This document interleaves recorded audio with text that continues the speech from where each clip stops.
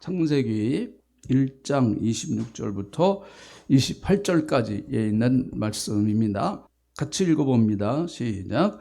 하나님이 이르시되 우리 형상을 따라 우리의 모양대로 우리가 사람을 만들고 그들로 바다의 물고기와 하늘의 새와 가축과 온 땅과 땅에 기는 모든 것을 다스리게 하자 하시고, 하나님이 자기 형상 곧 하나님의 형상대로 사람을 창조하시되 남자와 여자를 창조하시고, 하나님이 그들에게 복을 주시며 하늘이 그들에게 이르시되 생육하고 번성하여 땅에 충만하라. 땅을 정복하라. 바다의 물고기와 하늘의 새와 땅에 움직이는 모든 생물을 다스리라 하시니라. 아멘. 우리 한국 대한민국에서 태어나 건강하게 자란 남자분들은 의무적으로 군대를 갔다 오게 되어 있습니다. 사실 군 생활이 좀 어렵긴 하지만은 군 생활이 인생을 사는데 여러 가지 참 많은 좋은 유익을 주는 것들이 굉장히 많이 있습니다. 우선은 그 인내심을 배웁니다. 군대 가서는 참는 것밖에 도리가 없습니다. 좀 억울한 일을 당해도, 또 좀 치사한 일을 당해도 그저 인내하고 참아내는 수밖에 없죠. 옛날에 아마 여기 정연세 드신 남자분들은 군대 생활이 굉장히 어려웠습니다. 그래도 인내하는 겁니다. 그래서 군인들에게 아주 복음과 같은 이야기가 있습니다. 국방부식에는 그래도 돌아간다. 지금도 돌아간다. 그게 아주 군인들에게는 복음과 같은 이야기예요. 아무리 힘들어도 그래, 국방부식에는 돌아간다. 언젠가는 군생활 끝날 날이 온다. 그때까지 인내해야죠. 또 국가에 대한 어떤 충성심. 역시 군생활을 하면서 그 나라에 대한 그 충성심을 다시 한번 배울 수 있는 그런 기회가 되는 것이죠. 또한 부모님에 대한 그 감사. 군에 가면은 참 부모님이 얼마나 고마운가. 참 소중한 그런 것도 경험이죠. 그런데 군대 생활 하시는 분들이 이제 동감하는 또 이런 이야기도 있습니다. 군대 가면 왜 이렇게 남자들이 쪼잔해질까? 군대 가보신 분들은 다 아실 겁니다. 세상에 고참이 되면은요, 이제 쫄병일 때 몰라요. 고참이 되면은 시어머니도 세상에 그런 시어머니가 없습니다. 아주 별거 아닌 것 가지고도 트집을 잡아야 되는데요. 아마 여기 군대 갔다 오신 분들 다 동감하실 거예요. 일반 그냥 사회에서 남자들끼리 만났을 때는 얼마든지 다 이해할 수 있는 일이에요. 얼마든지. 그런데 군대라고 하는 그 조직에 딱 들어가면은요, 아주 남자가 치사해지고 쪼잔해져요.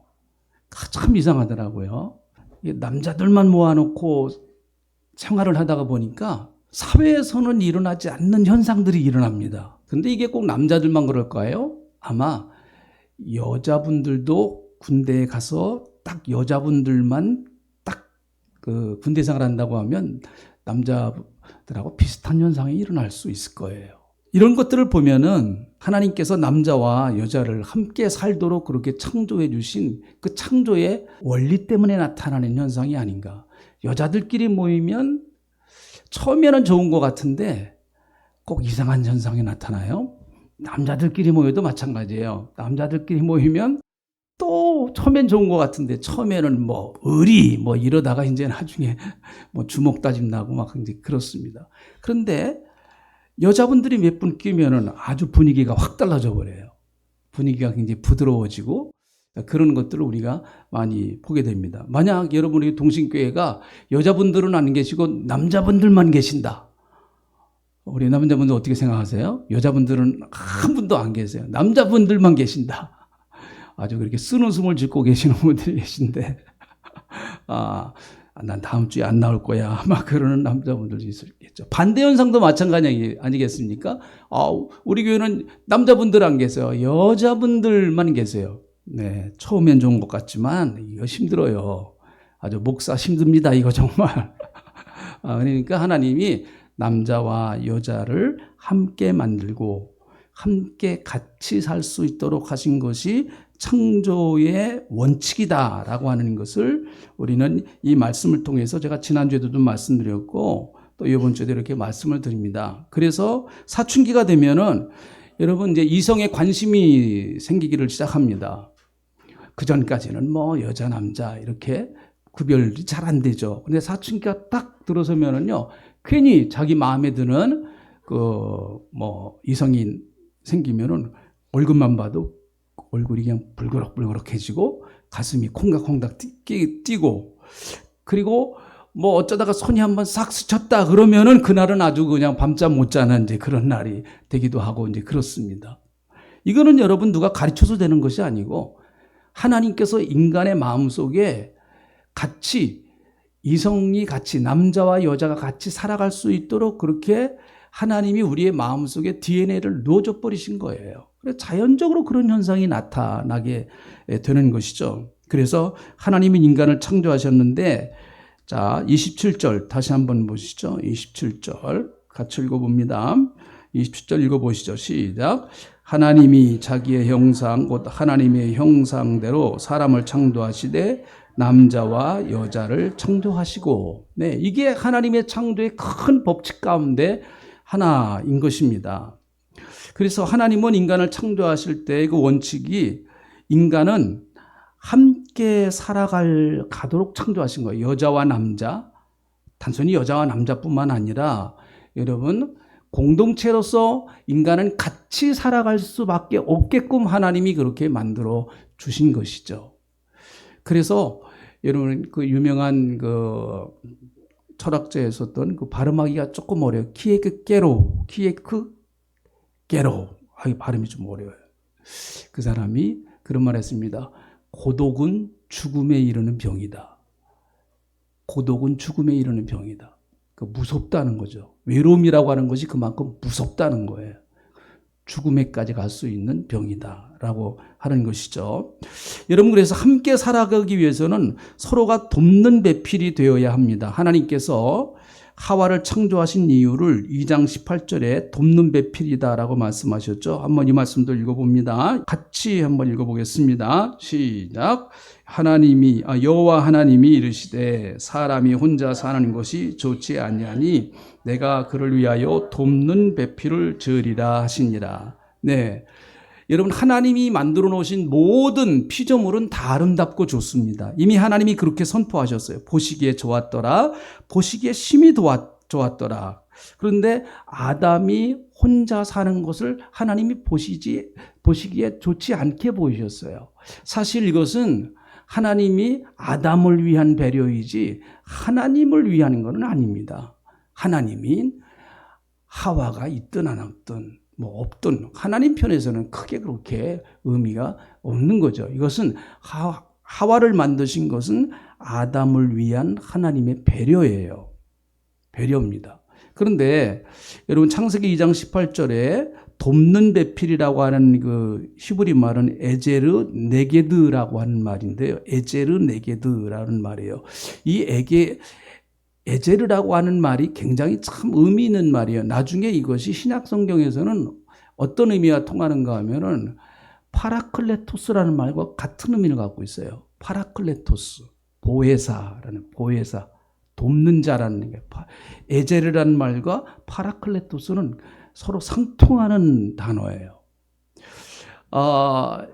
에제르 네게드라고 하는 돕는 배필이라고 하는 말의 히브리 의미는 뭐 여러 가지가 의미가 있어요. 그 가운데 하나가 마주보면서 돕는 자, 마주보며 돕는 자라고 하는 의미가 있어요. 한번 따라 합시다. 마주보며 돕는 자. 네, 여러분 도와주는 방법이 여러 가지가 있을 겁니다. 높은 자리에서 너 어렵지? 내가 도와주마. 여기 있다. 돈 내가 줄게 하면서 돈 몇 푼 탁 던져주는 이것도 도와주는 방법일 것입니다. 그리고 잠깐 와서 그냥 필요한 것 두고 가고 그것도 돕는 방법일 수 있을 거예요. 그런데 여기 나오는 에제르네게드라는 말은 마주보면서 돕는다는, 마주본다는 거예요. 마주본다. 마주보는 거예요. 마주보면서 도와주는 것을 말하는 것이죠. 옆에 있는 분들 한번 이렇게 마주보세요. 얼굴 좀 마주보세요. 좀 어색하시죠? 네, 좀 어색하십니다. 아주 친근한 사이란 말이죠. 얼굴을 마주보는. 여러분, 우리가 제일 사람과 얼굴을 제일 많이 마주봤을 때가 언제일까요? 갓난아이일 때입니다. 누구하고요? 엄마하고요. 네, 우리는 그걸 기억을 못할 뿐이에요. 기억을 못합니다. 엄마가 여러분 갓난아이를 낳고 보면서 얼굴을 마주보고 눈을 마주치면서 그렇게 키웠단 말이죠. 여기서 말하는 에젤은 내게라고 하는 말에 마주본다고 하는 얘기는 그런 의미를 갖고 있는 거예요. 그래서 여러분 구약 성경을 읽어보면 너는 하나님의 얼굴을 바라보라는 거예요. 하나님께서 얼굴을 우리에게 비춰주사 은혜 베풀어 주시고 그런 말씀이에요. 얼굴과 얼굴을 마주보는 거예요. 예배란 뭡니까? 하나님의 얼굴을 내가 마주보는 거예요. 하나님과 내 얼굴이 마주치는 순간이에요. 그러면 역사가 나타나고요. 그러면 은혜를 받는 거예요. 하나님과 내 얼굴이 마주치는 순간이에요. 그 부부도 그래요. 부부도요. 부부가 마주 보면서 이렇게 얘기하는 시간이 하루에 얼마나 됩니까? 부부가 얼굴을 마주 보면서 얘기하는 시간과 얼마나 돼요? 일주일에 여러분 얼마나 됩니까? 이렇게 얼굴을 마주 보면서. 사실은 목사인 저와 여러분과 얼굴을 마주 보면서 있는 시간보다 적어요. 부부는 얼굴을 마주 보는 사람입니다. 그래서 시간을 좀 내서 우리가 삶이 바쁘지 않습니까? 얼마나 부부도 굉장히 삶이 바빠요.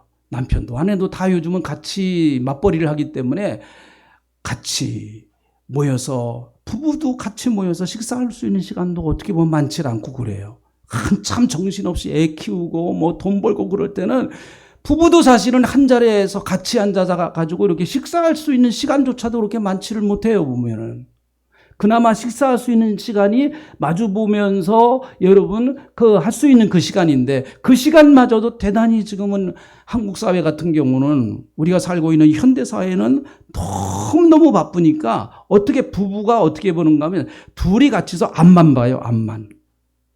앞만 봅니다. 남편도 앞을 보고 아내도 앞을 봅니다. 그래서 서로가 앞을 향해서 목적을 향해서만 그저 앞을 향해 나갑니다.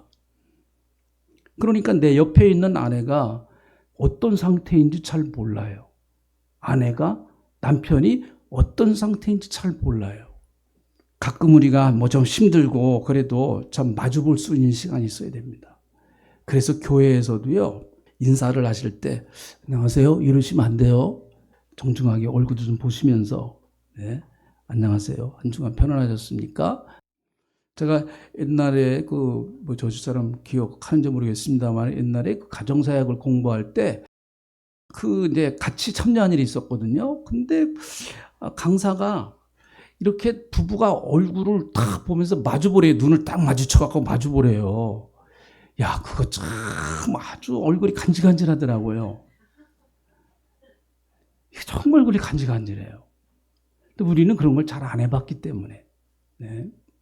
일부러 아마 그 강사가 이런 시간도 필요합니다 해서 좀 시킨 것 같은데요. 성도는 교회에서도 역시 이렇게 돕는 배필 마주보며 도와줘야 됩니다.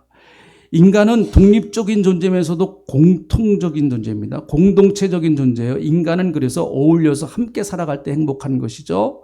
여러분 가만히 보세요. 에덴 동산에는 성이 없었어요. 에덴 동산을 쌓아놓은 성벽이 없었습니다. 에덴 동산은요. 인간이 타락하기 전에는 여러분 울타리 앉혀놓고 살았어요. 집에다가 가로막고 있는 그 지붕 없었습니다. 담이 없었습니다. 그럴 필요가 없어요. 에덴 동산은요. 다 개방된 곳입니다. 그런데 여러분 인간이 최초로 성을 쌓을 때가 언제였는가 하면 창세기 4장 16절부터 17절에 보니까 인간이 최초로 성을 쌓는 이야기가 나와요. 자, 한번 같이 읽어볼까요? 창세기 4장 16절부터 17절. 인간이 타락한 이후에 최초로 성을 쌓습니다. 읽어봅니다. 시작. 가인이 여호와 앞을 떠나서 에덴 동쪽 놋 땅에 거주하더니 아내와 동침함에 그가 임신하여 에녹을 낳으니라. 가인이 성을 쌓고 그의 아들 이름으로 성을 이름하여 에녹이라 하였더라. 그래서 최초의 성은 에녹성이에요. 에녹성. 근데 이 에녹은 300년 하나님과 동행한 에녹과 동명이인이에요. 다른 사람이에요. 다른 사람. 가인의 아들입니다. 성을 쌓았어요. 노시라고 하는 곳에 가서 성을 쌓습니다. 그리고 그 성을 자기 아들의 이름을 따가지고 에녹성 그럽니다. 여러분, 성을 쌓고 자기가 왕이 돼서 자기 중심적으로 살기를 시작합니다. 여러분, 성을 쌓았다는 이야기는 지킬 것이 있다는 얘기예요. 지킬 것이 생겼다라는 얘기죠. 보호해야 될 것이 생겼다라고 하는 얘기예요. 뭐 그런 의미에서는 필요할 수도 있을지 모르겠습니다. 근데 에덴 동산을 보호할 필요도 없고 지킬 필요도 없어요. 이것은 죄를 지은 인간에게 나타나는 현상이란 말이죠. 물리적인 성업 뭐 그런 거는 얼마든지 있을 수가 있습니다. 필요하니까요. 그런데 문제는 무엇인가 하면 요즘 현대인들은 어떤 물리적인 성업이 문제가 아니고 내 마음속에 성벽을 쌓아놓고 살아요. 그래서 얼마 전에 어느 이렇게 인터넷을 검색하다가 보니까 미국에서 21세기에 제일 부흥되는 종교가 뭐냐? 어느 미국의 종교 심리학자가 그런 얘기를 했어요. 미국에서 제일 부흥되는 종교가 뭘까요? 지금 미국에서 제일 부흥되는 종교. 자기애라고 하는 종교랍니다. 자기애. 자기를 사랑하는 종교. 네. 이게 제일 부흥되고 있대요. 지금 미국에서요. 이건 미국만일까요? 그런데 자의식이 강하다가 보니까 다른 사람이 내 삶의 영역에 들어오는 것에 대하여 대단히 힘들어합니다. 대단히 힘들어해요. 그래서 젊은 분들은 신방도 잘 안 받으려고 그래요. 여러분, 성을 우리 예수 믿는 사람들은 지켜야 할, 자기 마음에 지켜야 할 성이 있습니다. 그렇지만 허물어야 할 성도 있어요. 좀 다른 사람을 받아들일 줄 아는 그런 그 마음도 좀 있어야 돼요. 꽉 문을 닫아놓고 일절 다른 사람이 자기의 삶의 영역에 한 발도 못 들어오게 해요. 그러니까 자기 성에 탁 갇혀서 자기가 그 성의 성주가 돼버리고 마는 거죠. 여러분, 사람은 같이 살아야 돼요. 이게 뭐 단순한 얘기지만 참 중요한, 사람을 같이 사는 거예요. 자, 하나님은 그뿐만 아니라 남자와 여자를 다르게 창조하셨어요. 분명히 남자와 여자는 다릅니다. 이것은 다르다는 여기에서의 얘기는 능력이 다르다는 것도 아니고 높이와 낮음이 다르다는 것도 아닙니다. 남자와 여자가 하나님의 나라를 이루어가는 데 있어서 역할이 다르다는 거예요. 역할. 위치, 포지션이 다르다라고 하는 얘기예요. 역할이 다른 것이 능력이 다르다는 얘기예요. 능력의 높고 낮음이 아닙니다. 능력이 더 누가 많냐 적으냐 하는 그 문제에서 다르다는 얘기가 아니고 위치가 다르다라는 얘기예요. 남자의 위치와 여자의 위치가 가정에서도 마찬가지고 교회에서도 마찬가지고 그래요. 그래서 여러분, 고린도 교회 같은 경우에 대단히 우리가 볼 때는 그 여성 비하적인 이야기가 나와요. 여자들은 교회에서 뭐 하라고요? 잠잠하라 그랬어요. 이거 굉장히 요즘 같은 이런 시대에 이런 얘기를 하면은요, 욕 바가지 먹습니다. 네? 베드로도 그런 얘기를 해요. 여자들은, 아내들은 집에 가서 남편에게 배우라는 거예요. 참 시대와 안 맞는 얘기일 수가 있겠죠. 그건 그 당시에 특수한 어떤 상황, 고린도 교회 같은 경우는 여자분들이 참 능력이 많이 나타났고 여자분들이 기도를 많이 하니까 은사도 많이 나타나고 그러니까 너무 여자분들이 교회에서 극성이에요. 그러다 보니까 그냥 교회가 그것 때문에 그냥 무질서하고 그리고 교회가 너무 문제가 많이 생기고 너무 복잡한 거예요. 교회가 너무. 그래서 고린도 교회 같은 어떤 특수한 상황에 있는 교회에서 바울이 한 얘기입니다. 그건 보편적인 얘기가 아니에요. 네. 여자와 남자는 분명히 다르죠. 남자는 좀 이성적이고 여성은 좀 감성적이다. 이거 우리가 흔히 아는 얘기입니다. 다 그런 건 아니지만 보편적으로 보니까 그래요. 그래서 남자는 논리적인 것을 좋아하죠. 그래서 결론을 알기를 원해요. 남자는 항상 결론이 뭐냐 하는 것에 관심이 많아요. 남자는. 그 결론이 뭐야, 결론이. 근데 여자분들은 감성이 좀 강하죠. 그래서 남자분들보다 더 잘 감동을 합니다. 여러분, 목사님들이 제일 설교하기 어려운 부류의 분들이 누군가 하면은 남자 교장, 교감 선생님 모아놓은 곳에 가서 설교하기가 제일 힘들어요. 이분들은 감동이 없어요. 표정이 안 나타나요. 뭔 얘기를 해도 얼굴에 아무런 감동이 없어요. 무슨 흔적이 없어요. 변화는 얼굴에 무슨 뭐가 이렇게 좀 변화가 있어야 되잖아요. 근데 그나마하게 남자 교장 선생님, 교감 선생님 탁 앉아가지고 설교해봐라. 딱 이렇게 하거든요. 근데 여자분들, 목사님들이 제일 설교할 때 좋은, 아주 은혜 제일 많이 받는 부류들이 40대, 50대 여자 성도님들이에요. 조금만 해도 할렐루야, 할렐루야 막 그럽니다. 아주 반응이 즉시 나타나요. 너무 좋아요. 그래서. 근데 이거는 틀린 게 아니고 어떻게 보면 좀 남자와 여자의 어떻게 보면 다른 면이라고 볼 수가 있겠죠. 남자분들은 그래서 결론을 적어야, 그래서 항상 결론만 말하라고 그러죠. 부인이 이제 처음부터 끝까지 과정을 다 얘기하잖아요. 근데 여자분들은 그 과정을 얘기하길 좋아해요. 과정을. 그래서 이렇게 과정을 얘기합니다. 어떻게 돼서. 그러면 남자분들은 특별히 남편 같은 경우는 그 얘기를 듣기가 쉽질 않습니다. 쉽질 않아요. 그래서 항상 하는 얘기가 그래서 어떻게 됐다는 거야? 결론이나 얘기하라고, 결론은. 빨리 끝내야 돼, 남자는. 빨리 끝내. 근데 여자분들은 조금이라도 더 길게 끌고 가가지고 얘기를 길고 나가야 되거든요. 좀 다른 면이에요, 사실은. 그래서 남자는 좀 목적지향적이다. 여자는 좀 관계지향적이다. 그래서 여자분들은 대체로 언어의 능력과 기억력이 뛰어납니다. 남성은 시공간적 능력과 문제 해결 능력이 사실은 더 뛰어나요. 그러니까 여자분들은 언어 능력이 뛰어나요. 그래서 여자분하고 이 부부싸움 할 때 말싸움으로는 아내를 못 이깁니다. 남자분들이 여자를 못 이겨요. 말싸움에만요. 그러니까 말이 안 되니까 답이 이제 이겨나가는 거예요. 막 하면서 그냥. 여자분들은 기억력이 참 뛰어나요. 그래서 남자분들은 한마디 툭 던지고 이제 좀 여자분들에게 상처되는 얘기를, 자기 부인한테 상처되는 얘기를 좀 했어도 몇 시간 전이면 잊어버려요. 몇 시간 전이면 잊어버려요. 그거를. 잊어버립니다. 잘 기억해 두세요. 잊어버려요. 근데 여자분들은 기억력이 뛰어나거든요. 30년이 지나도 안 잊어버려요. 그거를. 30년이 지나도. 이게 서로 다른 거니까.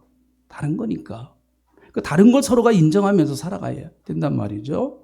그래서 여자분들이 남자분보다 오래 사는 이유를 여러 가지로 이제 말을 하는데, 여자분들은 스트레스를 풀 수 있는 능력이 남자분들보다 뛰어나다는 거예요. 여자분들은 스트레스 받으면 막 모여가지고 잘 같이 이렇게 대화하면서 풀어갑니다.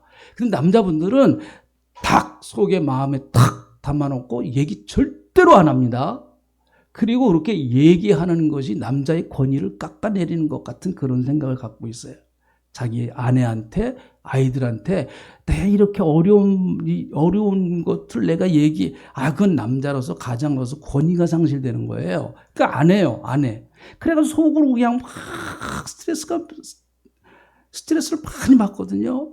그 여자분들은 울었다, 웃었다 막 그래요. 근데 남자분들은 울면 절대로 안 됩니다. 남자분들은 3번 운다 그러잖아요. 평생 3번 운다. 어머니가 돌아가셨을 때, 나라가 망했을 때, 그리고 한 번 하는데 또 한 번 운다 그래요. 이를 적어도 역사와 세계가 멸망하고 나라가 망할 때 남자가 우는 거지. 그까지 스트레스 받아갖고 울어요? 안 울어요. 그러다 보니까 속에서 막 썩어 문드러지는 거예요. 그러니까 일찍 죽어요. 일찍 죽어 남자가. 꼭 그렇다는 얘기 아닙니다. 보편적으로 그렇다는 얘기예요.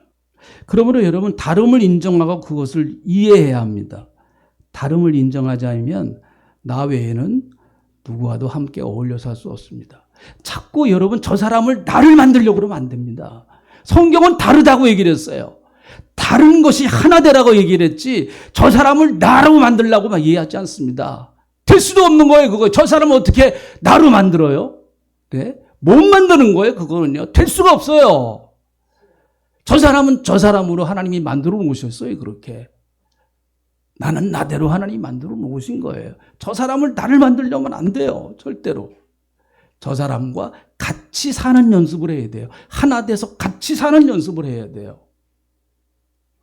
이게 근데 만만치 않죠? 살아보니까요. 왜요? 하나님은 원래 잘 만들어 놓으셨는데 인간이 타락해서 그 다름이 엉망이 돼버렸어요. 다름이 아름다움이 된 것이 아니라 이 사람과 내가 달라서 같이 다름이 연합할 때 아름다운 무지개와 같은 그런 작품이 나오는데 여기도 다름이 엉망진창이 돼버리고 여기도 다름이 엉망진창이 돼버리니까 이게 서로가 심이 되어버리는 거예요. 이게요. 그래서 갈등이라고 하는 말을 여기요. 한문으로 이렇게 한번 제가 이렇게 해봤는데요. 한문은 뜻글자라고 그랬죠. 갈등이라는 말에 갈등. 갈자가 무슨 갈자인가 하면요. 그 칙만 할 때 일이. 칙을 뜻하는 갈자예요. 이게 칙을 뜻하는 칙. 아시죠? 칙. 네. 칙차만도 그럴 때. 등자는 등나무를 뜻하는 등자입니다. 이 두 자가 합쳐져서 갈등이라고 하는 말이 생겼어요. 갈등은 칙 덩굴과 등나무 덩굴이 엉키고 엉켜서 풀기 어려운 상황이라는 거죠. 이 둘은 동아줄 같은 센 줄을 가지고 어떤 나무에 이 두 칡과 등나무 줄이 같이 올라서 막 엉겨버립니다. 나무에다가 막 엉겨버려요. 칭칭 감아서 올라갑니다. 서로가 좋은 자리를 찾으려고 하고 당기기도 하고 누르기도 하고 덮기도 하고 뒤틀면서 서로를 귀감고 나무를 타고 올라갑니다. 이것이 갈등이라고 하는 말의 어원이에요. 그러니까 여러분이 지금 누군가와 갈등을 겪고 있다는 얘기는 칡나무와 등나무가 얽혀있는, 내가 둘 중에 하나예요. 내가 칡나무냐 아니면 등나무냐 둘 중에 하나예요. 이것이 서로 얽혀있어요. 지금 얽혀있어. 그게 갈등이에요. 갈등. 이게 얼마나 힘들고 어려워요. 이게. 도저히 풀 수 없는 꼬임이 형성됩니다. 못 풀어요. 그거. 잘라서 그냥 태워버리면 태워버렸지 못 풉니다. 이게 세상이 말하는 갈등의 모습이에요. 그러니까 나는 저 사람하고 갈등이 있어. 내가 칡 역할을 하는 건지 등나무 역할을 하는 건지 그 차이일 뿐이지 저 사람이 더 나쁘고 내가 덜 나쁘고 50보 100보예요. 50보 100보입니다. 바울이 말하는 교회 공동체는 다릅니다. 인간의 신체 구조로 교회를 바울은 설명하고 있죠. 그게 참 신기해요. 이 사람의 몸이라고 하는 것이 여러분, 사람의 몸. 바울이 교회를 그렇게 설명하고 있잖아요. 인체 구조로. 이게 바울이 교회를 인체 구조로 설명하고 있는데 이것은 참 신기하게 우리 몸이라고 하는 것은 신비하게 다름이 연합하는 조화를 통해서 우리 몸이 살아가요. 신체 각 지체는 각기 다른 역할을 하고 있습니다. 그런데 각각 다르지만 다름이 연합을 해서 우리의 몸을 이루는 것이죠. 여러분, 아팠을 때 통증이 있어야 돼요? 없어야 돼요? 있어야 됩니다. 통증이 나를 힘들게 하지만은 아팠을 때 통증이 없으면 어떻게 하세요? 이게 위에 빵꾸가 났는데, 빵꾸 너무 심한 말이에요. 펑크가 났는데 아무 통증도 없단 말이에요. 그럼 죽어. 위가 아프다고 소리를 내는 거예요. 나 아파. 그러면서 여러분 서로 다름과 연합이 조화롭게 이루어져서 우리 몸을 이루듯이 교회도 마찬가지예요. 교회도. 이 원리를 여러분 내가 믿음으로 받아들이고 이 원리를 적용하지 못하면 교회 생활 맨날 재미없습니다. 왜? 전부 다 나와 다른데 나와. 나와 성격이 같은 사람이 어디 있고 나와 똑같은 사람이 어디 있어요? 한국에 있는 모든 교회 다 가서 찾아가 보세요. 어디가 다 나와 같은 데가 있는가? 이걸 어떻게 내가 내 역할을 하면서 다른 사람의 역할도 인정하고 그리스도 안에서 조화를 이루어 가느냐. 이거예요. 하나님은 남자와 여자를 그래서 창조하세요. 남자만 창조하시지 않으셨단 말이죠. 나만 창조하신 게 아니에요. 저 사람도 창조했어요. 저 사람도. 또 한 가지는 하나님은 남자와 여자의 성을 결정하시는 분은 오직 하나님이십니다. 남자, 너는 남자야. 너는 여자야. 다시 말하면 성의 정체성을 정하시는 분은 인간을 창조하신 절대 주권자이신 하나님이십니다. 하나님만이 남자와 여자, 성의 정체성을 결정하실 수 있는 유일한 분이 왜 그런가 하면 그분이 만들어 놓으셨기 때문에 그렇습니다. 그래서 하나님은 어떤 사람은 남자로 태어나서 세상에서 남자로 살아서 행복하게 만들고 여성으로 살아서 여성으로 살아가게끔 하나님이 그렇게 만드셨죠. 이것을 인위적으로 인간이 바꿀 수 없게 만드셨습니다. 인간에게는 하나님이 그런 권한을 주시지 않으셨어요. 그런데 이것이 바꿔지기 시작을 합니다. 여러분, 남자와 여자는 각각 다른 거예요. 똑같으라고 말하지 않아요. 남자와 여자가 같으라고 말하지 않습니다. 각각 달라서 함께 연합해서 살라고 하는 거예요. 남자로 살기 싫다고 그래가지고 나는 여자가 돼서 살 거야. 성경은 그렇게 말하지 않습니다. 절대 그렇게 말하지 않습니다. 동성애 문제는 한국교회와 사회가 당한 심각한 문제입니다. 어떤 분들은 교회에서 동성애 문제를 얘기를 하면 교회는 약자를 보호하지 않는다, 약자를 비난한다라고 그렇게 얘기를 합니다. 그러나 여러분, 성경을 여러분 쭉 읽어보세요. 성경은 약자, 소수자를 보호하는 그런 내용들이 차고 넘칩니다. 차고 넘쳐요. 나그네, 과부, 고아들, 어린아이들, 여성들, 그런 것들을 돌보는 말씀들이 이미 성경은 차고 넘칩니다. 가난한 사람들을 구제하라 강조합니다. 잠언 19장 17절에 보니까 가난한 자를 불쌍히 여기는 것은 여호와께 구워드리는 것이니 그의 선행을 그에게 갚아주리라. 사람들이 하도 구제를 안 하니까 한번 구제해봐. 이건 나한테 구워주는 거야. 여러분, 하나님이 돈 빌리고 안 갚으시겠어요? 그렇게까지 하나님 말씀하신단 말이에요. 그래서 가난한 자들 도와줘 좀. 이미 성경은 약자들에 대하여 마땅히 약자를 보호하고 좀 강한 자가 약자를 지켜줘야 한다라고 하는 그런 말씀들이 창세기부터 계시록까지 차고 넘칩니다. 그런데 소수자 인권법이라고 하는 그런 것으로 포장이 돼서 동성애법 을 인정을 하려고 하는데 문제가 있어요. 이런 동성애자를 보호하고 차별 대우받지 않게 해야 된다. 그거 동의하지 않는 사람이 어디 있어요? 다 동의하죠. 여러분, 교회도 동성애 하시는 분들 사랑하고 섬겨야 됩니다. 그들을 비난하면 안 돼요. 무조건 정죄하면 안 됩니다. 당연히 해야 됩니다. 그러나 여러분, 동성애 자체를 인정할 수는 없습니다. 여러분, 그거와 그거는 다른 문제예요. 동성애 하시는 분들, 그 어려운 분, 그분들도 얼마나 괴롭겠어요. 그러니 그분들을 섬기고 어떻게 해서든지 그분들을 사랑하면서 그분들의 삶을 어떻게 해서든지 도와줄 수 있게 하는, 그거는 교회가 해야 됩니다. 그렇다고 해서 동성애 자체를 교회는 인정할 수 없습니다. 인정할 수 없어요. 왜요? 그것은 하나님의 창조의 원리에서 벗어났기 때문에. 만약에 성경에서 남자로 살기 싫은 사람은 여자가 되라, 그런 말씀이 단 한 말씀이라도 있다고 하면 괜찮아요. 그거는 뭐 그렇게 해도 괜찮습니다. 그러나 성경은 동성애가 죄라고 분명히 말씀합니다. 하나님의 창조의 원리에서 벗어났다라고 말을 하고 있어요. 여러분, 성경에서 동성애 문제가 처음으로 등장하는 것이 창세기 18장이에요. 소돔과 고모라성. 소돔과 고모라성에 동성애 문제가 등장합니다. 동성애 문제가 마지막으로 성경에 등장하는 데가 유다서입니다. 유다서 다음이 요한계시록이에요. 그걸 본다고 하면 창세기부터 동성애 문제는 창세기부터 유다서까지 끈질기게 이 동성애 문제가 따라다니는 걸 볼 수가 있어요. 하나님께서 정해 놓으신 창조의 질서를 깨트려 버린 인간은 반드시 타락합니다. 그 타락의 정점에는 성적인 타락이 있어요. 성적인 타락. 여러분, 성이 두 성이잖아요. 남성과 여성이잖아요. 우리나라는 지금 헌법엔 두 성밖에 인정을 안 합니다. 만약에 동성애법이 통과되면 성은 남성과 여성만 있는 게 아니에요, 이제는. 그리고 성을 내가 선택할 수 있어요. 여러분의 자녀들이 성을 선택할 수 있습니다. 내가 남자로 태어났지만 난 여자로 살 거예요. 여성으로 살 거예요. 그 선택권이 나한테 있게 되는 거예요, 이제. 저는 나라와 민족을 위해서 기도할 때 크리스천 국회의원들을 위해서 많이 기도합니다. 지금 크리스천 국회의원들이 한 3분의 1 정도 돼요.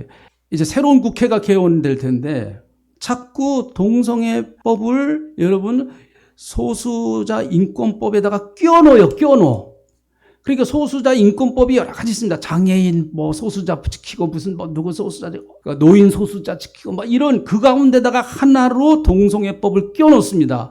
그러니까 소수자 인권법을 찬성하십니까라고 우리 국민들에게 물어보면은요 다 거의 찬성을 하죠. 그런데 그 가운데 동성애법이 있습니다. 동성애법을 찬성하십니까? 그러면 달라집니다. 전혀 달라져요. 그러니까 이게 저는 국회의원들의 양식을 믿습니다. 이런 비겁한 방법으로 하지 말고 정당하게 국민들에게 똑바로 알려서 동성애법을 통과시키려고 하는데 국민들을 어떻게 생각하십니까? 정당당하게 물어봐야죠. 왜 그냥 여러 가지 법률가 가운데다 하나다가 싹 끼워 넣어가지고 그걸 전체로 뭉뚱그려가지고 통과시키려고 그래요? 소수자 인권법 그러면 국민들은 그거 참 좋은 법이죠. 찬성입니다. 소수자 인권법은 저도 찬성해요. 이번 국회를 위해서 여러분 많이 기도해 주시고 특별히 크리스천 국회의원들이 좀 이런 건강한 성경적 가치관을 가지고 하나님이 국회로 보내셨으니 성경적 가치관을 가지고 이 나라를 좀 성경적인 그런 가치관이 통하는 그런 나라로 좀 만드는 일에 그 국회의원들이 쓰여질 수 있도록 우리가 기도해야 될 줄로 믿습니다. 그렇지 않으면 우리도 모르는 사이에 이런 법들이 확 막 통과가 돼버려요. 이런 일이 없어야 되겠죠. 하나님은 여자와 남자로 만드셨는데 너는 남자로 살아라, 너는 여자로 살아라. 이걸 결정하신 분은 하나님이세요. 여자로 살아서 행복하게 살고 남자로 살아서 행복하게 살고 그게 하나님의 뜻이에요. 다만 타락한 인간이 여자로 살기가 불편한 거예요. 남자로 살기가 불편한 거예요. 그러다 보니까 이런 어떤 이상한 역사들이 일어났습니다. 주여, 하나님의 법이 우리 가정에, 우리 후손들에게, 우리 교회에, 우리 민족에 그대로 이루어지게 하시옵소서. 기도하겠습니다. 하나님 고맙습니다. 오늘 이렇게 우리가 계속해서 창세기 1장에 나오는 인간 창조, 하나님이 인간을 만드시고 인간을 하나님의 형상대로 창조하셔서 이제 만드신 그 하나님의 형상의 모습을 우리가 계속 보았습니다. 나를 만드신 분은 하나님이시고 나를 창조하신 분은 하나님이신 것을 저희가 다시 깨닫고 알 수 있도록 이끌어 주신 것을 감사를 드립니다. 하나님, 나는 마귀에 붙들릴 수도 없고 세상의 정욕에 붙들릴 수도 없고 세상의 죄악에 붙들릴 수도 없습니다. 물질의 노예로 살 수도 없습니다. 권력의 노예로 살 수도 없습니다. 나는 하나님의 말씀에 붙들려 살아가는 하나님의 형상대로 지어진 축복받은 사람으로 살아갈 수 있도록 하나님 축복하시고 우리 가문과 우리 후손들에게도 이런 놀라운 축복이 임할 수 있도록 하나님 역사하여 주시옵소서. 감사합니다. 하나님 우리 대한민국을 축복하여 주시고 정말 우리 대한민국이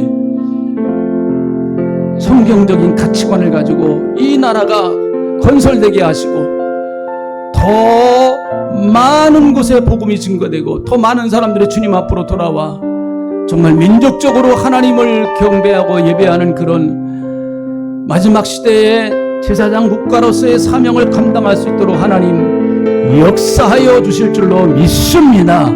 고맙습니다. 감사드리고 예수님의 이름으로 감사하며 간절히 기도하옵나이다.